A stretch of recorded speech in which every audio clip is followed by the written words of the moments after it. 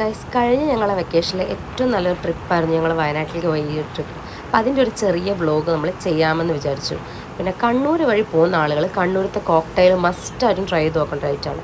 പിന്നെ ഇത് നമ്മുടെ വയനാട്ടിലുള്ള ഒരു റെസ്റ്റോറൻറ്റാണ് റാന്തൽ. ഞങ്ങൾ രാത്രിയിൽ അവിടെ നിന്നായിരുന്നു ഫുഡ് കഴിച്ചത് വയനാട്ടിൽ നിന്ന്. അപ്പം അവിടുത്തെ ഒരു ആംബിയൻസ് ആണെങ്കിലും എല്ലാം ഒരു ഡിഫറെൻറ്റ്, പിന്നെ എന്താ പറയുക, ഒരു പീസ്ഫുൾ കൈൻഡ് ഓഫ് ആംബിയൻസ് ആയിരുന്നു. അപ്പോൾ ഫുഡാണെങ്കിലും വലിയ കുഴപ്പമുണ്ടായിരുന്നില്ല.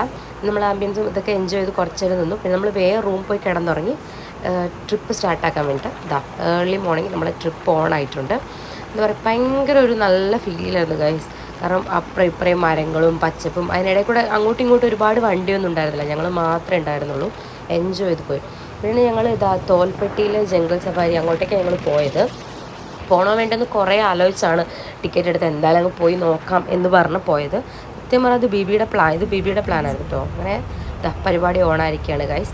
ഈ കവാടം ഇതിലെയാണ് നമ്മൾ കാടിനുള്ളിലേക്ക് കയറുന്ന വഴിയാണ് ഈ കാണുന്നത്.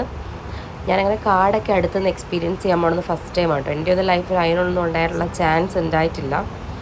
അങ്ങനെ എന്താ പറയുക, പച്ചപ്പും ഹരിതാപം എന്നൊക്കെ നമ്മൾ സിനിമയിലൊക്കെ കേൾക്കുന്ന പോലെ നമ്മളിതാ കണ്ടുകൊണ്ടാണ് പോണത്. അപ്പോൾ എന്തെങ്കിലുമൊക്കെ കാണും എന്നുള്ള പ്രതീക്ഷയുണ്ട്. മാൻകുട്ടികളെ കണ്ടു.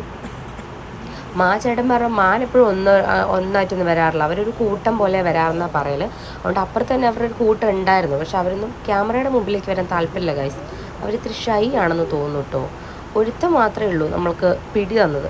ബാക്കി എല്ലാവരും ആ മരത്തിൻ്റെയൊക്കെ ആ കാടിൻ്റെ പുറകിലായിട്ടാണ് ഉണ്ടായിരുന്നത്. അവനിങ്ങനെ അതിലെ പുല്ലൊക്കെ തിന്ന് ഇങ്ങനെ എന്താ പറയുക, ഇങ്ങനെ വിഹരിച്ച് നടക്കുന്നുണ്ട്. അത് കഴിഞ്ഞിട്ട് ഈ തടാകം അവർക്ക് അവിടുന്ന് വെള്ളം കുടിക്കാൻ വേണ്ടി, മൃഗങ്ങൾക്ക് വെള്ളം കുടിക്കാൻ വേണ്ടിയുള്ളതാണെന്നാണ് പറഞ്ഞത്. അപ്പോൾ നമ്മളിങ്ങനെ അതിനിടയിൽ എന്തൊക്കെയൊക്കെയോ പറഞ്ഞിങ്ങനെ പോവാണ്. കാട്ടിലെ ഈ ഒരു വ്യൂ എന്ന് പറഞ്ഞിട്ടുണ്ടെങ്കിലോ നമുക്ക് ശരിക്കും, ഞങ്ങൾ കാട് ശരിക്കും എൻജോയ് ചെയ്തിട്ടുണ്ടായിരുന്നു ആ പോക്കിൽ. കാരണം ഇങ്ങനെ ഒരു കുഞ്ഞു വഴിയും അപ്പുറത്തും ഇപ്പുറത്തും കുറേ മരങ്ങളും അങ്ങനെയൊക്കെ ആയിട്ട് നല്ലൊരു ഫീലായിരുന്നു ഗൈസ്. ഇതെല്ലാം ബിബിയുടെ കോപ്രായങ്ങളാണ്. ഞാൻ ആ വീഡിയോ എടുക്കുന്ന പോലെ നിങ്ങൾക്ക് തോന്നുന്നുണ്ടെങ്കിലും ബിബിയാണ് ആ വീഡിയോ എടുക്കണേ. അവൻ എന്നോട് ഓരോന്ന് പറയാം, കണ്ട പോലെ അഭിനയിക്കാനൊക്കെ പറയും. എന്തെങ്കിലുമൊക്കെ കണ്ട് എക്സൈറ്റഡ് ആയ പോലെ ഞാനങ്ങനെ അഭിനയിച്ചു കൊടുക്കാം. പിന്നെ ഇതൊക്കെയാണ് നമുക്ക് ഭയങ്കരമായിട്ട് എന്താ പറയുക, എന്തെങ്കിലുമൊക്കെ ഭയങ്കരമായിട്ട് ഫീലായ. കാരണം ഇതൊക്കെ കാണുമ്പോൾ നമുക്ക് അവിടെ ഒന്ന് ഇറങ്ങി നിൽക്കാനും എന്തൊക്കെയോ തോന്നും നമുക്ക്. പിന്നെ ഒരു ആനക്കുട്ടീനെ നമുക്ക് കിട്ടിയിട്ടുണ്ട് ഗൈസ്. ആ സൈഡ് ഇത്ര ഇതല്ല. പിന്നെ ഒരു പന്നിക്കുട്ടി, കാട്ടുപന്നിയാണ് ആ ഓടിക്കൊണ്ടിരിക്കുന്നത്. ഇങ്ങോട്ടോ തിരക്കിട്ട ഓട്ടത്തിലാണ് മച്ചാൻ. പിന്നെ പോകുന്ന വഴിക്ക് ആനപ്പിണ്ടം കണ്ടപ്പോൾ ചേട്ടൻ പറഞ്ഞു ഇവിടുന്ന് എവിടെന്നെങ്കിലും ആനേനെ കാണുമായിരിക്കും എന്ന് പറഞ്ഞു. ആനേനെ പുലിനെ എന്തെങ്കിലും കാണും എന്നുള്ള പ്രതീക്ഷയിലാണ് മുമ്പോട്ടുള്ള യാത്ര. അപ്പോൾ അവിടെ നിന്ന് ഒരു അനക്കം കണ്ട് ഞങ്ങൾ ജസ്റ്റ് ഒന്ന് വണ്ടി നിർത്തിയതായിരുന്നു ഗൈസ്. ഇതൊന്നും പറയണ്ട, ഒരു നിമിഷത്തേക്ക് ജീവൻ നിലച്ചു പോയി. അതുപോലത്തെ ഒരു അവസ്ഥയായിരുന്നു. പെട്ടെന്ന് ഓടിയെടുത്തപ്പോഴേ ചേട്ടനൊക്കെ ഭയങ്കര കൂളാണ്. കാരണം അവരിത് എപ്പോഴും എക്സ്പീരിയൻസ് ചെയ്യുന്നതുകൊണ്ടേ അപ്പോൾ ഭയങ്കര അഗ്രസീവായിരുന്നു. അപ്പം ഞങ്ങൾ ചോദിച്ചു എന്താ ഇത്ര അഗ്രസീവായിട്ട് ഓടി അടുത്തേക്ക് വന്നതെന്ന് പറഞ്ഞു. അപ്പം തന്നെ ആ ചേട്ടൻ പറഞ്ഞിരുന്നു കൂടെ ഒരു കുട്ടി ഉണ്ടാവും.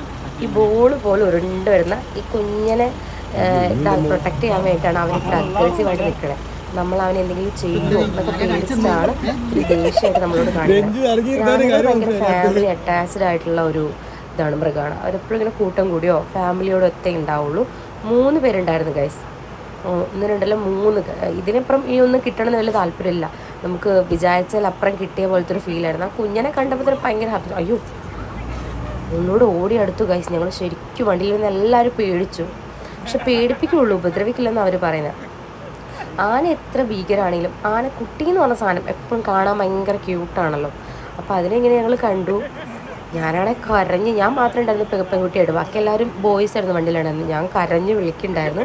അപ്പോൾ അവരങ്ങനെ പോണ കാഴ്ചയും അതിനിടയിൽ കൂടെ 1, 2 ഇലയൊക്കെ വരുന്നത് ഭയങ്കര ഒരു ഫീൽ ഗുഡായിരുന്നു. ഭയങ്കര നല്ലൊരു നിമിഷമായിരുന്നു അത്. എന്തായാലും വന്ന യാത്ര വെറുതെ ആയില്ല. പിന്നെ ഞങ്ങൾ മാനുണ്ട് ഗൈസ്. മാനൊരു പഞ്ഞമില്ല. ഇവരെയൊന്നും പിടിക്കാൻ വേണ്ടിയിട്ട് എന്താ ഈ പുലിയും കടുവൊന്നും ഇറങ്ങാത്തതെന്ന് ഞങ്ങൾ ആലോചിച്ചു കേട്ടോ. പക്ഷെ അവരൊന്നും അങ്ങനെ കാര്യമായിട്ട് കണ്ടില്ല. പിന്നെ ചേട്ടൻ ഭയങ്കര തള്ളായിരുന്നു. ആന വരും പുലി വരും എന്നൊക്കെ പറഞ്ഞിട്ടുണ്ടായിരുന്നു. ആ ചേട്ടൻ്റെ തള്ളൊക്കെ കേട്ട് ഇങ്ങനെ ആ കാട്ടിൽ എൻജോയ് ചെയ്ത് പോയിരുന്നു. അപ്പോൾ സ്കൈ, ആ മരത്തിനിടയ്ക്കുള്ള ആകാശവും അതൊക്കെ കാണുമ്പോഴത്തേക്കും നമുക്കൊരു എങ്ങനെ പറഞ്ഞിരിക്കുക, ഫാമിലിയൊക്കെ ആയിട്ട് നമ്മൾ ഇടയ്ക്കെങ്കിലും ഇതൊക്കെ ഒന്ന് എക്സ്പീരിയൻസ് ചെയ്യണം ഗൈസ്. എൻ്റെ ഒന്നും ലൈഫിൽ അങ്ങനെ ഒരു അവസരം ഉണ്ടായിട്ടില്ല. എനിക്ക് ബിബീനെ കിട്ടിയ ശേഷമാണ് എനിക്കെല്ലാം. അതങ്ങനെ നമ്മുടെ കാട്ടിലൂടെയുള്ള യാത്ര കഴിഞ്ഞ് നമ്മളിതാ റോട്ടിലേക്ക് ഇറങ്ങിയിരിക്കുകയാണ്. ഓൾമോസ്റ്റ് കഴിഞ്ഞു ഗൈസ്. നമ്മൾ കഴിയാറായപ്പോൾ ശരിക്കും കഴിയണ്ടായിരുന്നു തോന്നി ഗൈസ്. നമ്മൾ റോട്ടിൽ കൂടെ പോവാണ്. നമ്മുടെ ലൈഫിൽ എന്തായാലും ഇങ്ങനെയുള്ള കാര്യങ്ങളൊക്കെ എത്ര നാളുണ്ടാവും നമ്മൾ. അപ്പോൾ ഇങ്ങനെയുള്ള കാര്യങ്ങളൊക്കെ നമ്മൾ അറ്റ്ലീസ്റ്റ് എക്സ്പീരിയൻസ് ചെയ്യണം ഗൈസ്. അങ്ങനെ നമ്മൾ തിരിച്ചെത്തി ഗൈസ്.